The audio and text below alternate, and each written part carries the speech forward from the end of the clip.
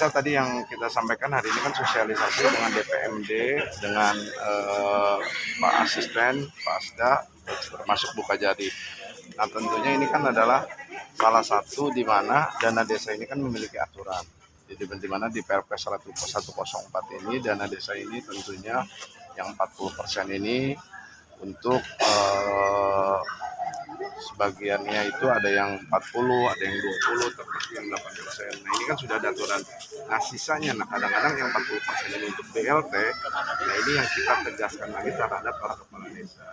Nah jadi yang pertama, jangan sampai kebijakan itu salah sasaran. Nah terkadang permasalahan yang di 40% ini karena yang BLT, nah, termasuk yang 20% bagaimana ketahanan pangan. Nah kadang-kadang kita juga harus bisa melihat kira-kira kebijakannya asik apa sih kepala desa ini dengan ibu kepala desa. Misalkan di kita ini tidak memiliki sawah, contoh misalkan di wilayah Karawang Timur kan misalkan udah karena banyak perumahan. Nah mungkin nanti kan bisa diberdayakan lewat BUMDesnya, misalkan dengan tanam palawija atau misalkan dengan usaha lainnya seperti kayak gas, LPG, karena kemarin pun menyampaikan seperti itu pun diperbolehkan. Tapi yang penting pemberdayaan perekonomian yang ada di desa. Nah tentunya yang 8% juga ini perlu diingatkan juga, saya bilang tadi sampaikan bahwa 8% ini adalah untuk penanggulangan COVID-19 di mana di desa ini kan wajib itu anggaran itu. Nah ini juga harus dipahami bahwa Omikron ini sudah hadir di Kabupaten Karawang. Kami hari ini pemerintah Kabupaten Karawang pun menginginkan makanya vaksinasi capaian ini harus lebih cepat, lebih tinggi. Karena alhamdulillah hari ini dosis ke-1 ini sudah 86%. Nah mudah-mudahan sekarang pun termasuk yang usia dari mulai 6 sampai 11 tahun, hari ini pun alhamdulillah sudah sampai 80%. Nah tentunya ini pun kerjasama antara Pak Kapolres, Pak Dandim, Buka Jari, maupun stakeholder yang lainnya. Nah jadi terus tadi Aib juga sampaikan, tentu yang ada sisanya yang 32% ini. Nah 32% ini adalah untuk infrastruktur pembangunan. Nah di mana pembangunan ini kita pun menginginkan bahwa ada pemberdayaan dari masyarakat. Maksudnya apa sih? Padat karyanya. Misalkan apa jalan-jalan lingkungan gitu kan. Nah karena kalau misalkan hanya dikerjakan dengan tidak padat karya, tentunya juga ini kan tidak berpihak terhadap masyarakat. Nah tadi Aib hanya menegaskan itu. Nah terus yang terakhir mengenai tentang administrasi. Kadang-kadang para kepala desa lagi administrasinya nih kan di desa yang selalu sedikit bermasalah. Nah, makanya mudah-mudahan dengan ada acaranya sosialisasi penggunaan dana desa ini, para kepala desa juga lebih paham. Karena kan nanti berinteraksi, menanyakan langsung harus langkahnya harus seperti apa, mungkin kebijakannya harus seperti apa. Nah, itu yang tadi saya sampaikan. Ya mudah-mudahan ini kan hari yang kedua, kemarin pun berjalan dengan lancar, mudah-mudahan hari ini. Ya. Untuk pengelolaan yang 32% itu Pak, pengelolaannya dikembalikan ke kepala desa langsung. Balik kepada desa. Dengan yang kemarin di demo itu. Di demo yang ya Pak itu kan kemarin yang Perpres itu Pak. 2% kan pengelolaan kan dikembalikan ke desa. Kalau sekarang kan udah dikembalikan ke desa ya memang kan keinginan dari ya itulah aspirasi dari para kepala desa.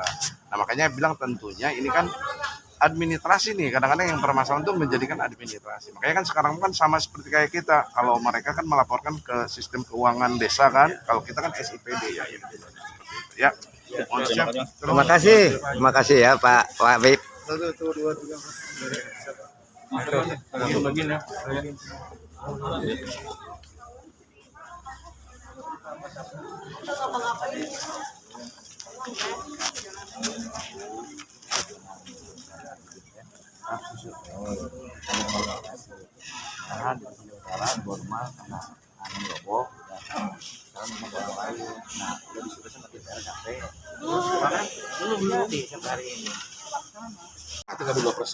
Ya kan, itu keberatannya.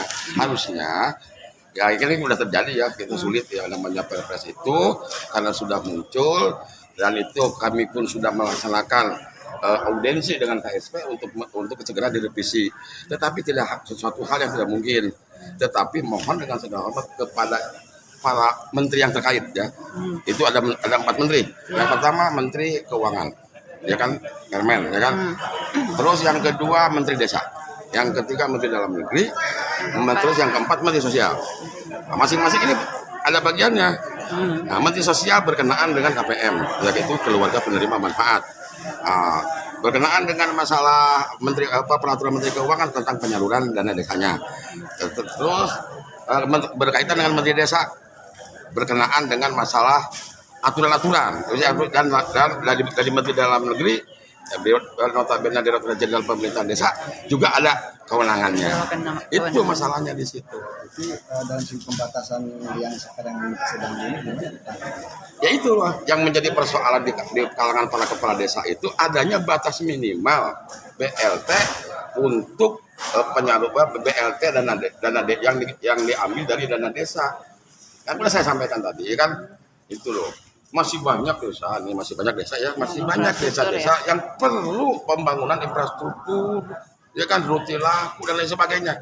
waktu kita pembukaan waktu dulu sudah dibuka di Indonesia Nagaret, arahnya ke sini ya. Betul. Berarti masih ingat Pak Haji, waktu saat nanti kita lagi ada seperti ini, dulu Pak Haji pernah mengutarakan seperti itu di Sinagaret. Jadi sekarang nyambung lagi situ ya. Iya, jelas. Jadi ya kami mohon kepada pemerintah melalui KSP ya untuk merevisi Perpres 104. Tetapi sesuatu hal yang mustahil itu bisa direvisi. Direvisinya keinginannya apa nih, Bu? Loh, ya jangan ada batas minimal. Oh, oke. Jangan ada batas minimal. Jangan ada batas minimal 40%. Gitu loh, ya kan? Ya, kami minta ya. mohon direvisi. Kalaupun tidak bisa direvisi, segera diadakan aturan turunannya. Aturan turunannya gitu. Kata Menteri Keuangan boleh misalkan tidak 40 atau kurang dari 40% misalkan. Harus ada musdes misalkan begitu. Ya. Kalau saya sih nggak ada masalah. Saya udah 70% kok. Mantap. Penyaluran BLT dana desa melalui anggaran dana desa itu udah 70%. Di Karena desa Ebeh ya. Karena saya menerima dana desa itu 1,1. Sementara KPM-nya itu ada 239. Berarti per bulan kita keluarkan 71 juta. Ya. Dikalikan 12 bulan, 800 sekian. Masih cukup. Nah,